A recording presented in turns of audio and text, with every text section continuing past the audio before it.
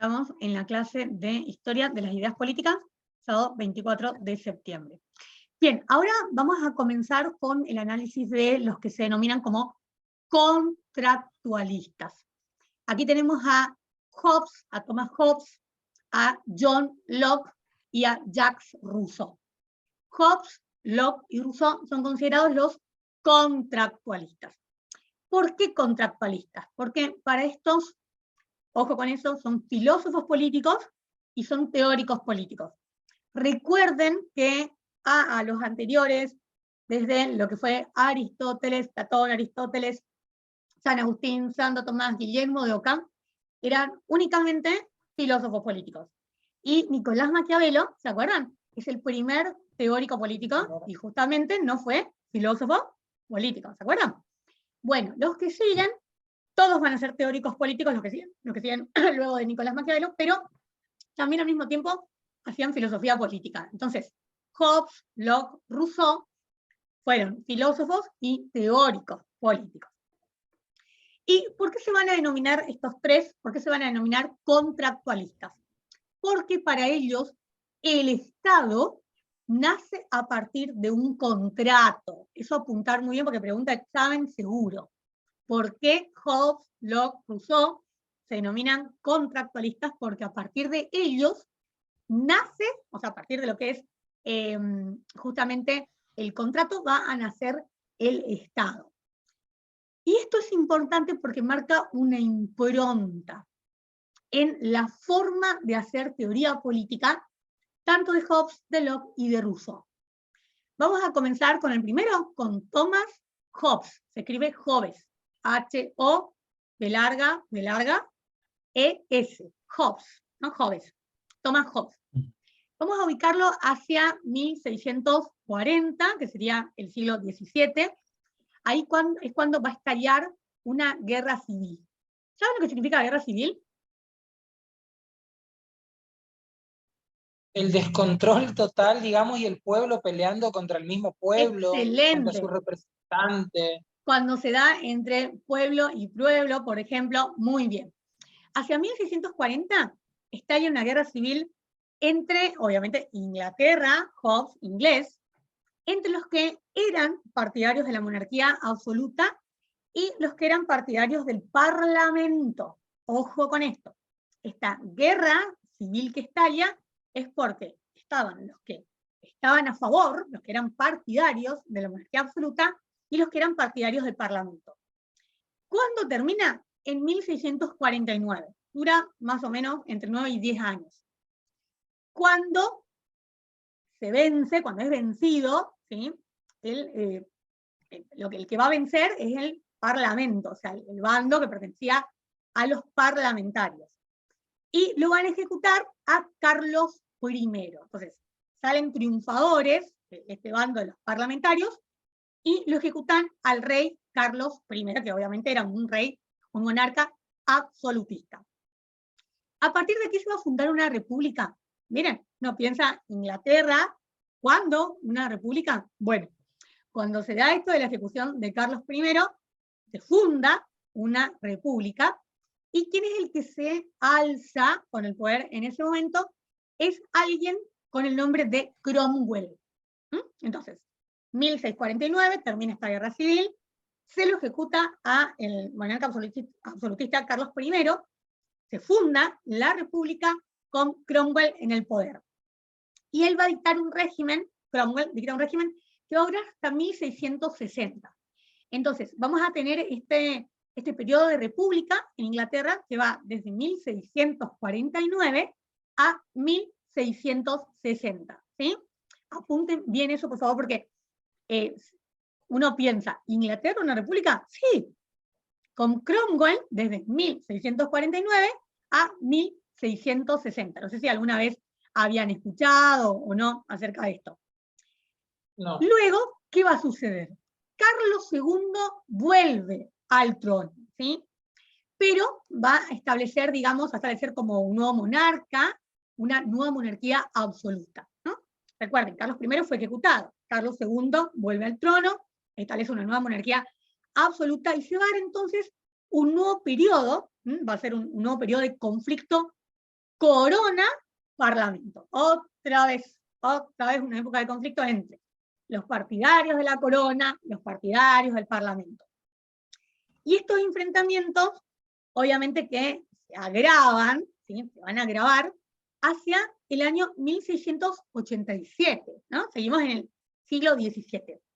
Estos enfrentamientos entre los partidarios de la corona, los partidarios del parlamento, se agravan para el 1687, cuando Jacobo II es coronado. Y Jacobo II es el que va a suceder a Carlos II. Vamos de nuevo. Carlos I es ejecutado, ¿no? Ahí viene toda la época de la República de 1649 a 1660 de Cromwell. Luego, cuando termina este régimen, este periodo republicano, vuelve Carlos II, ¿no? Que establece otra vez una monarquía absoluta. Se agravan, se intensifican estos enfrentamientos de corona y parlamento, y ahora va a ser coronado Jacobo II hacia el año 1687. Jacobo II era católico, ¿sí? Esto provoca que los protestantes ingleses se pasen al bando monárquico y acaban en una postura que se va a denominar como, a ver, ¿no? Repito, Jacobo II era católico, entonces, ¿qué es lo que va a generar esto? Que los protestantes, los ingleses que eran protestantes, se van a pasar al bando monárquico, y se va a dar ¿qué revolución en 1688? La Revolución Protestante.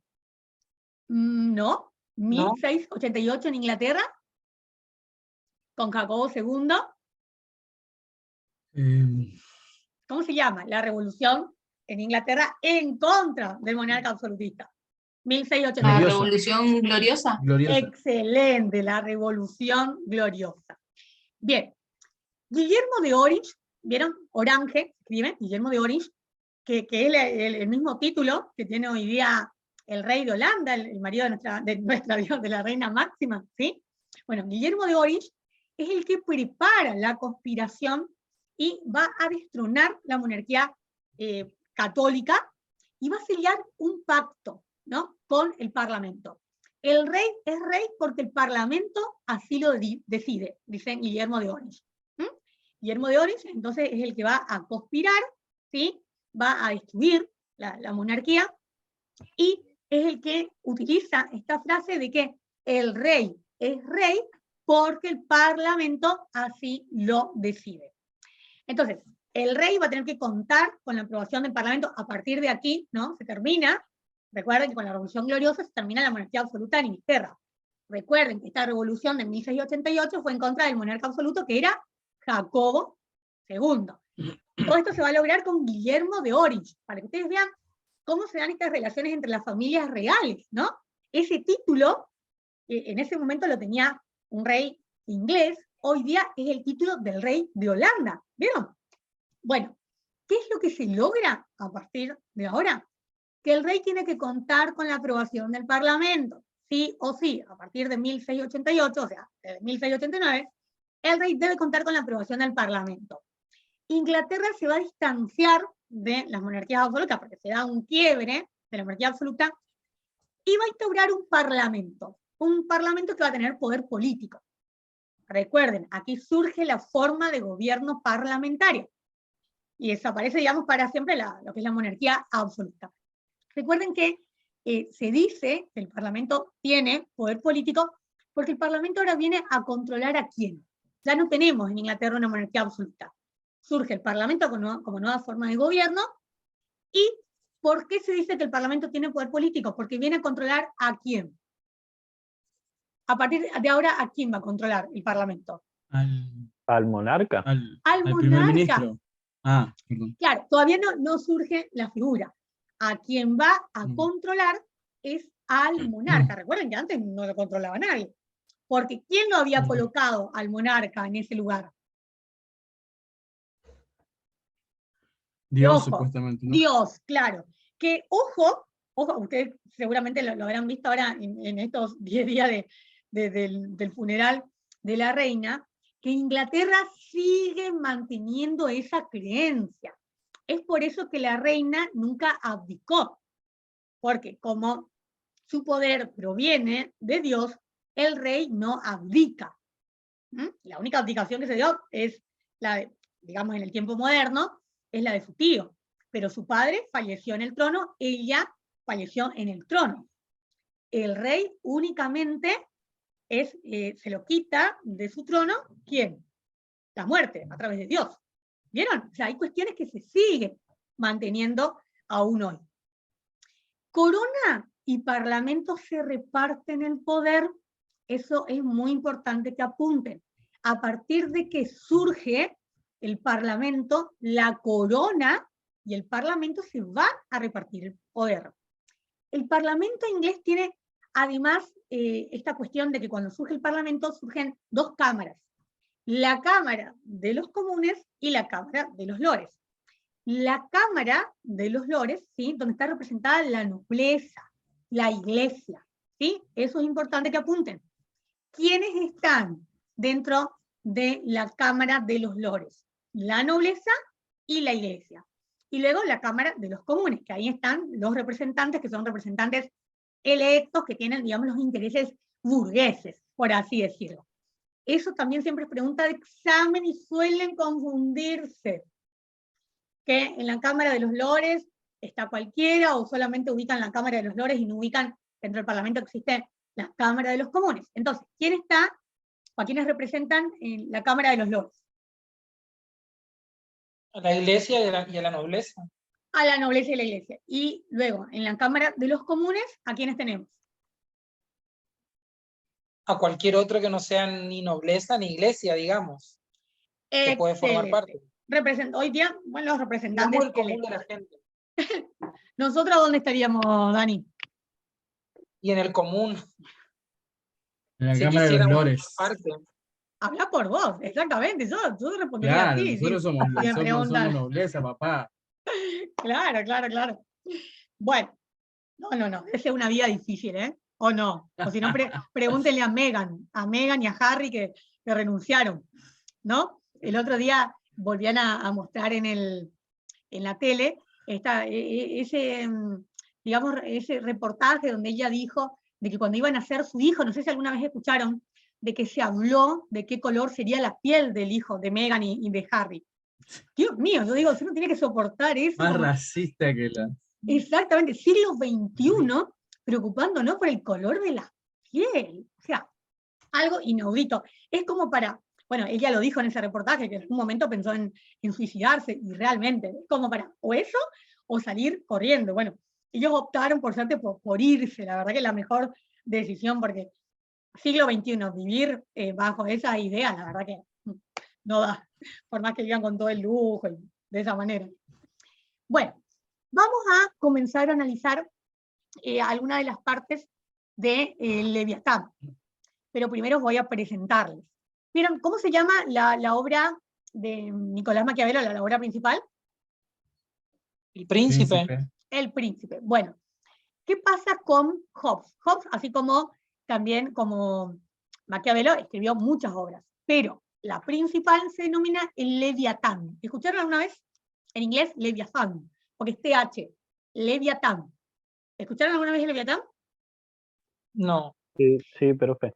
¿Escuchaste? Sí, pero no A ver, como el libro, digamos. A ver, y bueno, ¿qué escuchaste el Leviatán? Creo que era una leyenda, Ajá. pero no me acuerdo bien específicamente, pero como el libro de Job nunca lo escuché.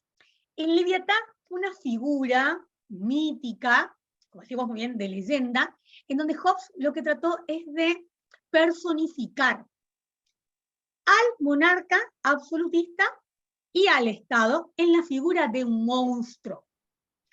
Para Hobbes, el monarca absolutista era el Estado. Y ese monarca absolutista, considerado el Estado, era el Leviatán, que era un monstruo no les voy a decir cómo era este monstruo, porque ustedes van a tener luego la tarea, pero sí en la figura de un monstruo que tenía ciertas características, esa figura.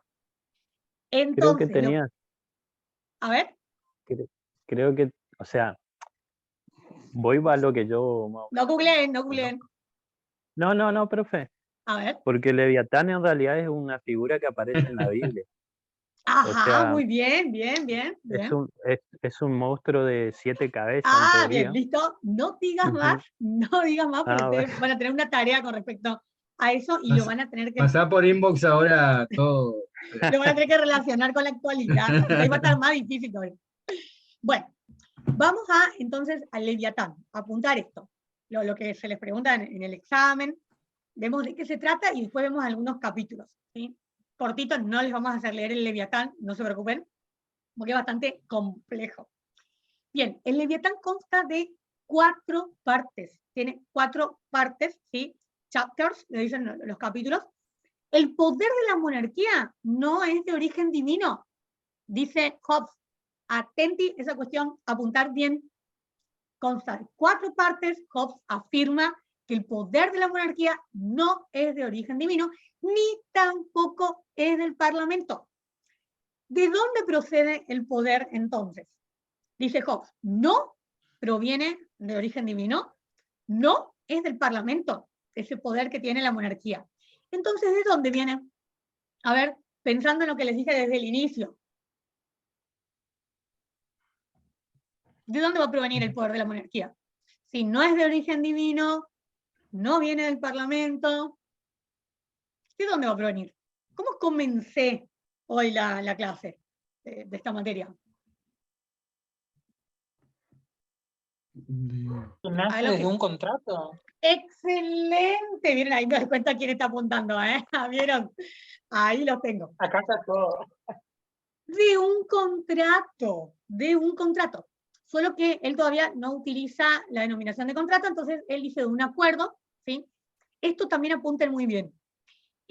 Hobbes dice acuerdo, Locke dice pacto, pacto social, y Rousseau es el que dice contrato social. Repito, Hobbes hace referencia a un acuerdo, Locke dice pacto social, y Rousseau dice contrato social. Entonces, el poder de la monarquía no es de origen divino, no viene del Parlamento, sino que viene de un acuerdo, lo que sería un pacto, lo que sería un contrato. Muy bien, Dani. Esa naturaleza es egoísta. Y acá está el nuevo concepto que estudiamos a partir de ahora con estos filósofos políticos, teóricos políticos, Hobbes, Locke y Rousseau.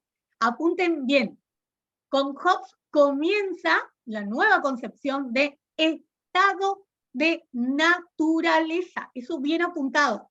¿Por qué? Porque Hobbes tendrá su estado de naturaleza, Locke tiene un estado de naturaleza y Rousseau luego tiene otro estado de naturaleza. Apuntar bien, estado de naturaleza. ¿Y qué es el estado de naturaleza? El estado de naturaleza es cómo nace el hombre. Eso significa estado de naturaleza. ¿Cómo nace el hombre? Vamos a Hobbes, ¿no? Estamos en Hobbes. ¿Cuál es el estado de naturaleza para Hobbes? Dice, el hombre es egoísta, el hombre nace egoísta. Y dice, atiendan bien esto, es un lobo entre lobos. El estado de naturaleza para Hobbes, egoísmo, es egoísta, el egoísmo salvaje. Es un lobo entre lobos. ¿Por qué? Porque dice Hobbes, el hombre nace mentiroso, envidioso. ¿Están de acuerdo? Chicos, ¿por qué me parece que ya les había hablado de esto? No. No habíamos hablado, profe. ¿Saben por qué? Porque se me hace que cuando les hablé, que ahí comenzamos a compararlo con unos políticos de la actualidad. ¿Saben que sí, Sí, pero No, de hablamos. hecho, Profe. lo último que Sí, lo hablamos hizo. es que Creo que tengo anotado en algún lado. Sí, porque ahora cuando les doy, tengo una memoria yo, y cuando les doy el estado de naturaleza, ahí ustedes comenzaron a opinar de que si era así o no era así. Pero bueno, todo sirve porque en el examen se pregunta, así que seguimos. Entonces, el estado de naturaleza, el egoísmo salvaje, es un lobo entre lobos, ¿sí? El hombre es egoísta, actúa de acuerdo con sus pasiones. Recuerden bien eso. El hombre se comporta como un animal, ¿sí? Eso dice Hobbes. El hombre se comporta como un animal. El hombre quiere todo, siempre quiere todo. Esto es lo que lo va a llevar a un estado de lucha permanente. Es un estado de lucha permanente entre los hombres. Justamente porque el hombre actúa en función de sus intereses y el hombre actúa en función de sus propias pasiones. Eso es fundamental apuntar. Esto de que el hombre quiere todo, de que lleva a un estado de lucha permanente porque actúa en función de sus intereses y de sus propias pasiones. En un estado de guerra, esto de que lucha, de que sea un estado de lucha permanente, de que actúa en función de sus intereses y en función de sus propias pasiones, es un estado de guerra. Por eso el hombre es un lobo entre lobos. La solución es hacer un pacto. La solución para salir de este estado de naturaleza, apuntar bien también, por favor, porque es pregunta de examen. ¿Cómo se sale del estado de naturaleza? Según Hobbes, ¿cómo se sale? Haciendo un pacto, es decir, haciendo un acuerdo, mediante el cual tengo que ceder todo el poder absoluto a un estado. Ceder todo el poder absoluto a un estado, a un leviatán. Tengo que ceder todos mis derechos en favor del Estado, ceder todos mis derechos en favor del monarca, ceder todos mis derechos en favor del leviatán. ¿Por qué? Porque recuerden. Eso sí lo dijo, profe. ¿Vieron? Sí, seguro. Eso que está diciendo, sí lo dijo, pero no en tanto detalle como lo está diciendo ahora. Claro, se ve que ese ya lo da. Por eso, seguimos. Entonces, lo que quiero que comprendan bien es que para Hobbes, él personificaba, el monarca era el Estado y al mismo tiempo era el leviatán. ¿Sí? El monarca se consideraba el Estado, así como Luis XVI, ¿se acuerdan? El Estado soy yo. Bueno, entonces, el monarca absoluto es el Estado, es el leviatán. Es por eso que tengo que ceder el poder absoluto, tengo que ceder todos mis derechos, todo. Ese concepto es básico porque Locke lo va a definir de otra manera. Ceder todos mis derechos en favor del monarca.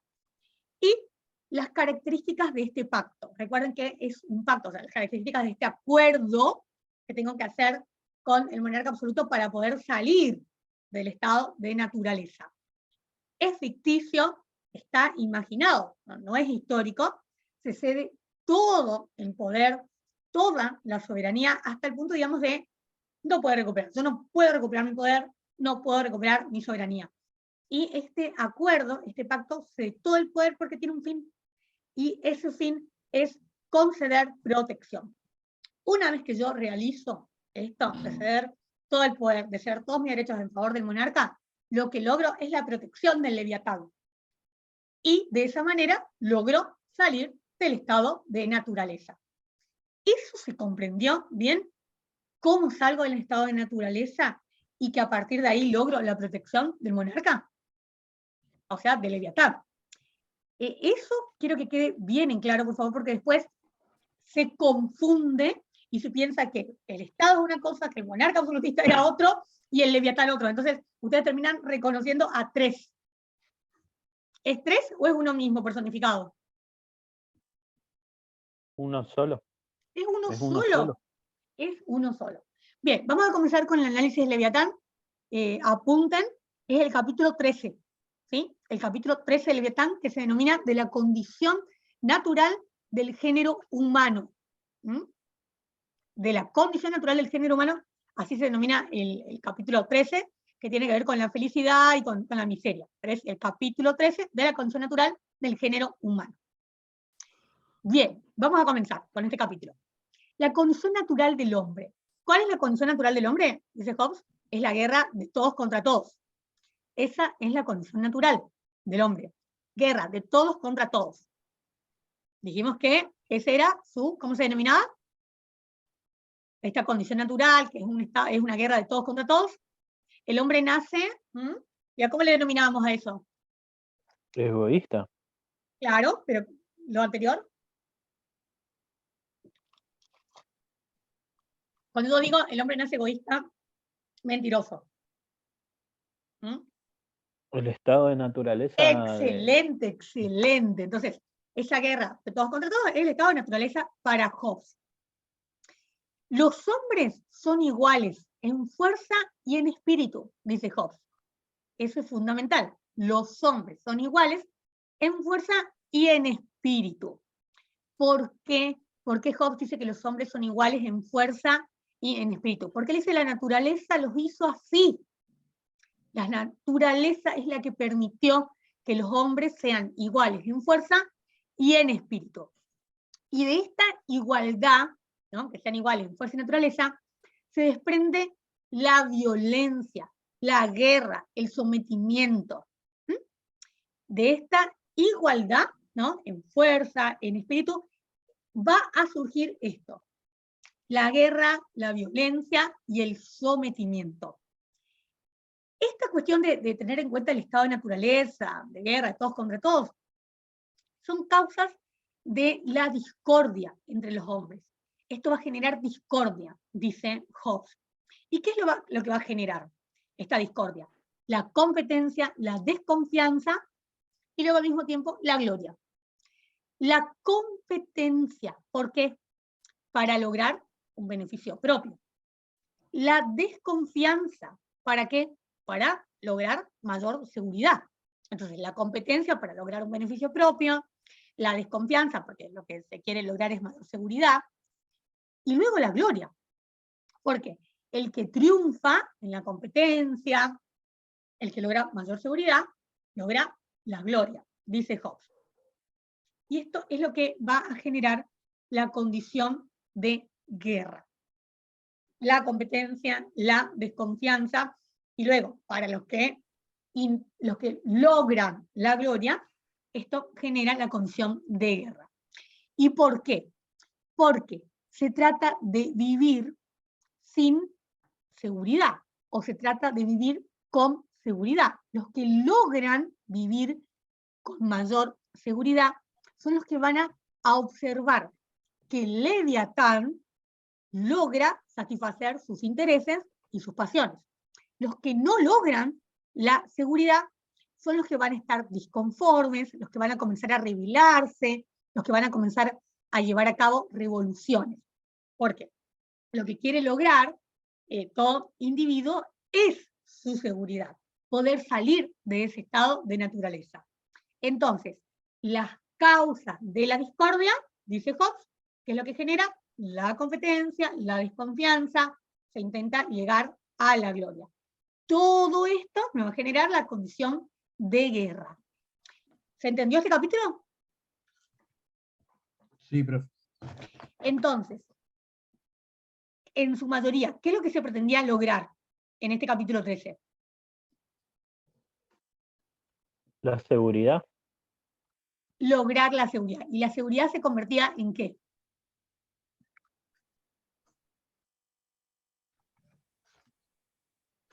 Como decía ahí, decíamos la competencia, la desconfianza, y después dijimos para intentar llegar ¿a qué? A la gloria. El que logra seguridad, logra llegar a la gloria. Bien, vamos al capítulo 14 ahora. El capítulo 14, que es de la primera y de las segundas leyes naturales. ¿Sí? De la primera y de las segundas leyes naturales. Y acá da el 14, sí. Acá lo que va a dar Hobbes es un nuevo concepto. Y va a decir derecho de naturaleza. Hasta ahora, Hobbes dijo estado de naturaleza. Ahora nos da una nueva concepción que dice derecho de naturaleza. Y él aclara, el derecho de naturaleza no es igual, no es lo mismo a la ley de naturaleza. ¿Sí? El derecho de naturaleza no es lo mismo, no significa lo mismo que la ley de naturaleza. El derecho de naturaleza tiene que ver con la libertad de hacer, o también con la libertad de no hacer. Eso es el derecho de naturaleza para Hobbes. La libertad de hacer, o también puede ser la libertad de no hacer. Y sin embargo, la ley de naturaleza tiene que ver con una norma que obliga a hacer, o que obliga a no hacer. Son diferentes. Entonces, el derecho de naturaleza tiene que ver con la libertad de hacer o de no hacer, y no es lo mismo porque la ley de naturaleza tiene que ver con una norma que obliga a hacer o que obliga a no hacer. En el caso del derecho de naturaleza, que tiene una libertad de hacer o de no hacer, lo que dice Hobbes es que ahí, en ese derecho de naturaleza, no hay una seguridad para nadie. No. Y sin embargo, en la ley de naturaleza, que es una norma que obliga a hacer o no hacer, ahí sí, digamos, se puede buscar la paz y se puede seguir la paz. ahí vamos a tener la primera ley fundamental de la naturaleza. A partir de esta ley de naturaleza, dice Hobbes, que es, busco la paz y puedo encontrar esa paz. Y en la segunda ley de naturaleza, o que fundamenta a la naturaleza, ahí lo que tengo es, en la primera tengo la paz, puedo seguir la paz y puedo lograr la paz. En la segunda ley vamos a defender por todos los medios para poder buscar la paz. O sea, repetimos de nuevo. En esa primera ley puedo buscar y puedo seguir la paz. En la segunda ley de naturaleza, lo que hago es que puedo buscar la paz, puedo alcanzar la paz y voy a someter mis miedos, mis desigualdades a esa paz. El que logra la paz es porque ya logró la seguridad. Eso viene de la mano. Alguien que no vive dentro de la seguridad que me da el Leviatán, dice Hobbes, ahora se dan cuenta porque no se le hace leer el Leviatán. El que logró esa seguridad y esa protección del Leviatán, encontró y logró la paz. Nadie que no haya logrado la seguridad del Leviatán puede buscar y alcanzar la paz. Vienen de la mano. Protección más seguridad es igual a paz. Protección más seguridad del Leviatán siempre es igual a la paz. ¿Se comprende? Este derecho de naturaleza, que hacía referencia hoy Hobbes, se puede renunciar. Se puede renunciar, no es irrenunciable. También este derecho de naturaleza se lo puede transferir. Se puede renunciar, se lo puede transferir. ¿Para poder qué? Para poder conseguir otro bien, para poder conseguir otro valor, para poder conseguir otro derecho.